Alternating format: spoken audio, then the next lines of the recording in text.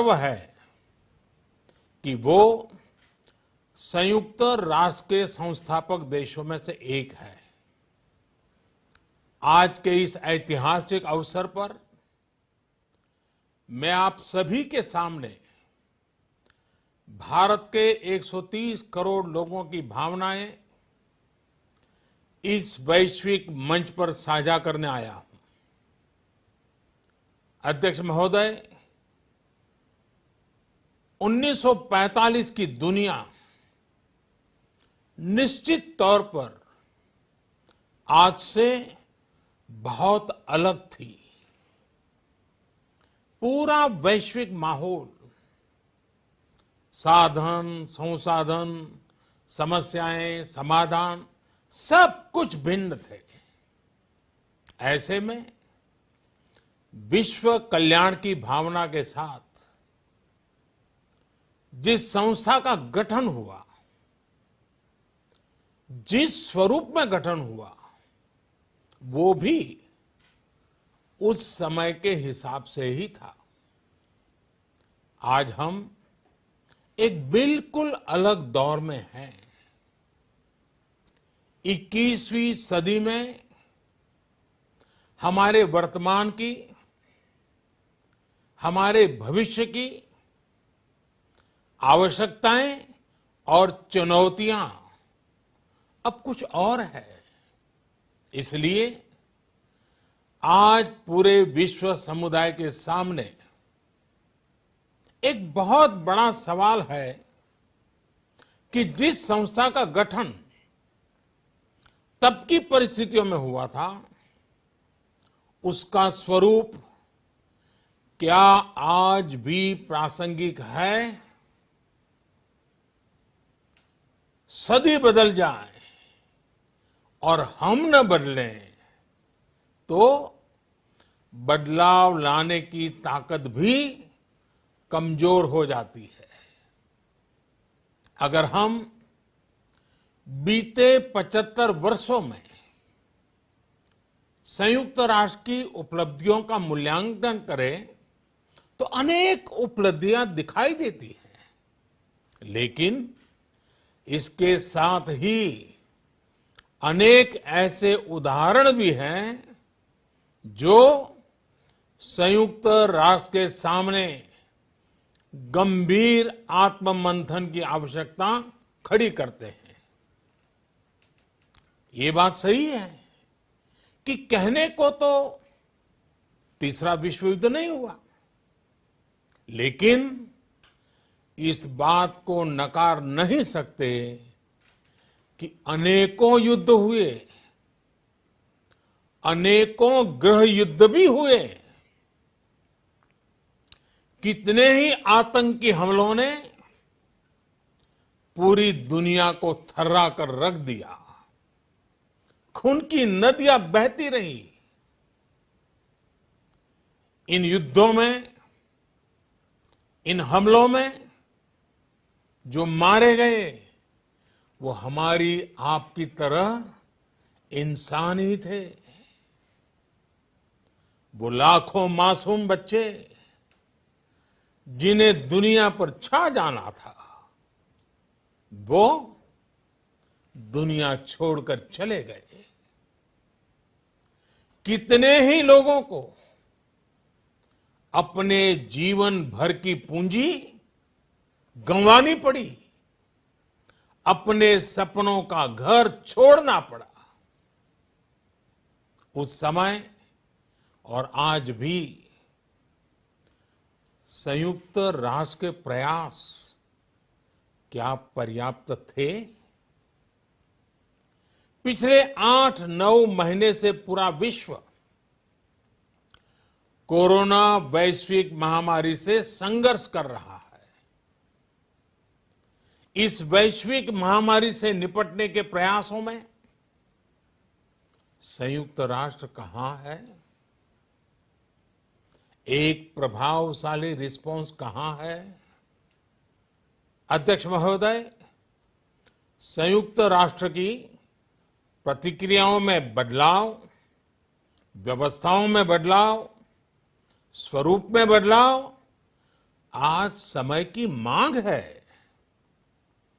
संयुक्त राष्ट्र का भारत में जो सम्मान है, भारत के 130 करोड़ से ज्यादा लोगों का इस वैश्विक संस्था पर जो अटूट विश्वास है, वो आपको बहुत कम देशों में मिलेगा।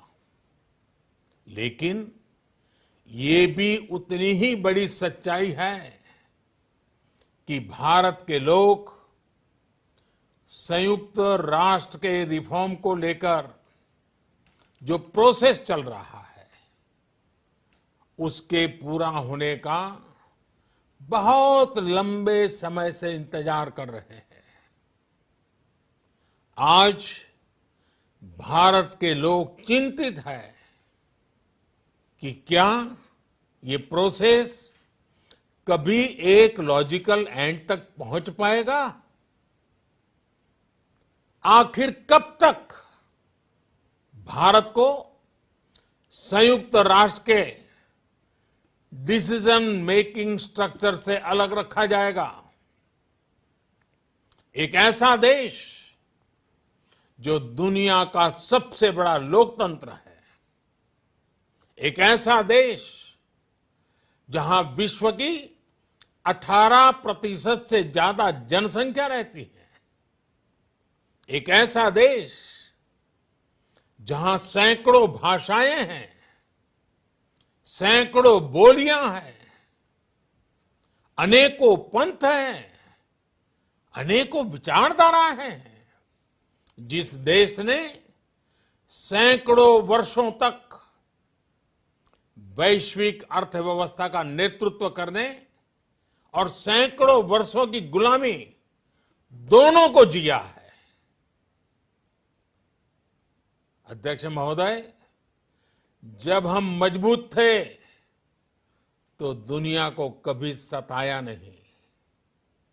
जब हम मजबूर थे तो दुनिया पर कभी बोझ नहीं बने। अध्यक्ष महोदय, जिस देश में हो रहे परिवर्तनों का प्रभाव दुनिया के बहुत बड़े हिस्से पर पड़ता है, उस देश को आखिर कब तक इंतजार करना पड़ेगा? अध्यक्ष महोदय, संयुक्त राष्ट्र जिन आदर्शों के साथ स्थापित हुआ था और भारत की मूल दार्शनिक सोच बहुत मिलती जुलती है, अलग नहीं है। संयुक्त राष्ट्र के इसी हॉल में ये शब्द अनेकों बार गूंजा है, वसुधैव कुटुंबकम। हम पूरे विश्व को एक परिवार मानते हैं। यह हमारी संस्कृति, संस्कार और सोच का हिस्सा है। संयुक्त राष्ट्र में भी भारत ने हमेशा विश्व कल्याण को ही प्राथमिकता दी है। भारत वो देश है जिसने शांति की स्थापना के लिए लगभग 50 पीस कीपिंग मिशंस में अपने जांबाज सैनिक भेजे। भारत वो देश है जिसने शांति की स्थापना में सबसे ज्यादा अपने वीर सैनिकों को खोया है।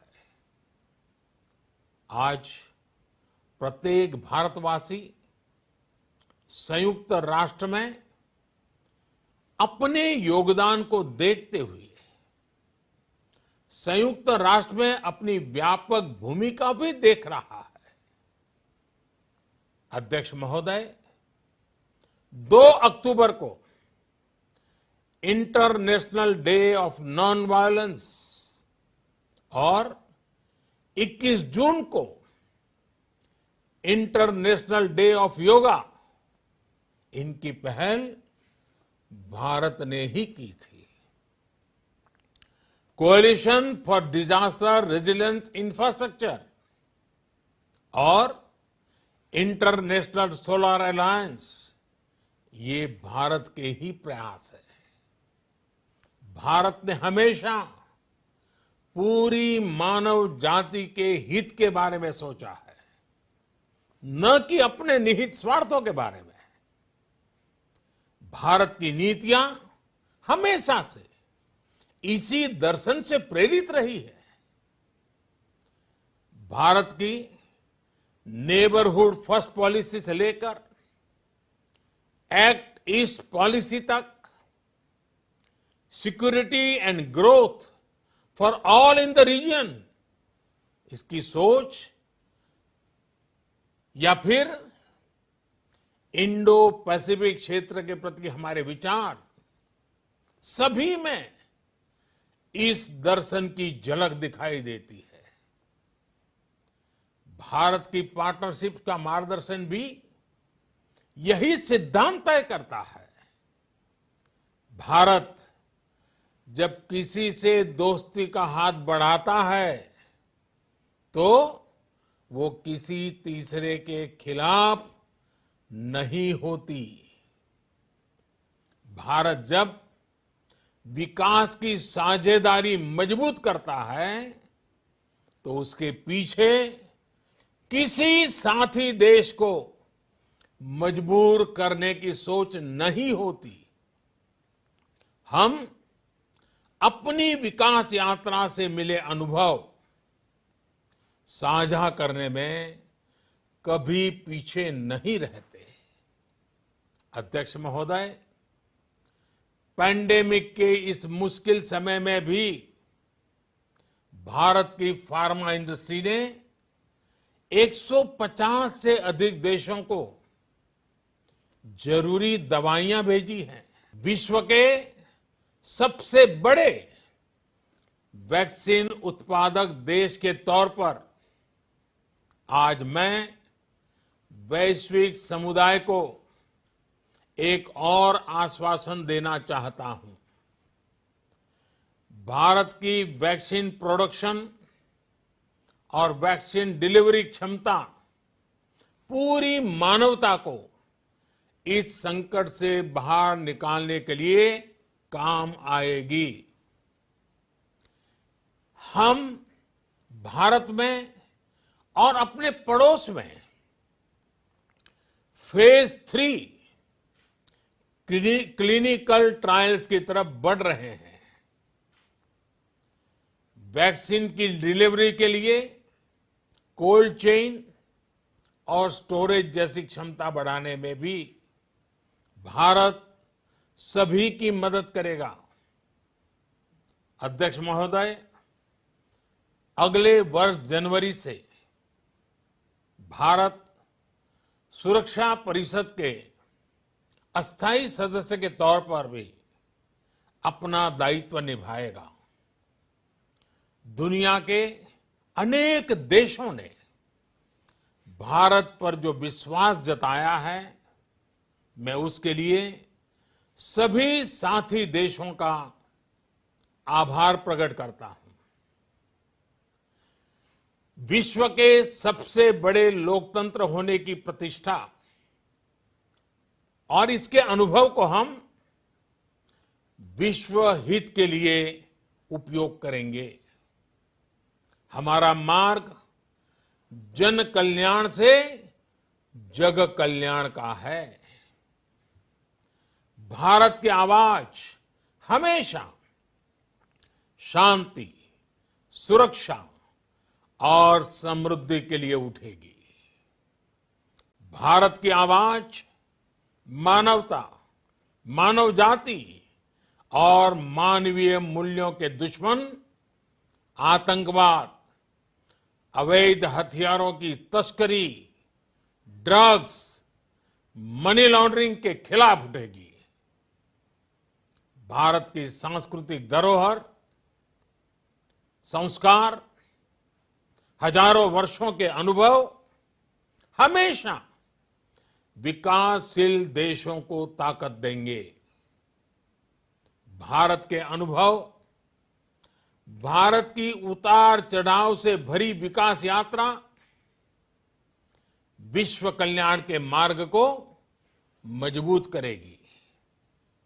अध्यक्ष महोदय, बीते कुछ वर्षों में रिफॉर्म, परफॉर्म, ट्रांसफॉर्म इस मंत्र के साथ भारत ने करोड़ों भारतीयों के जीवन में बड़े बदलाव लाने का काम किया है।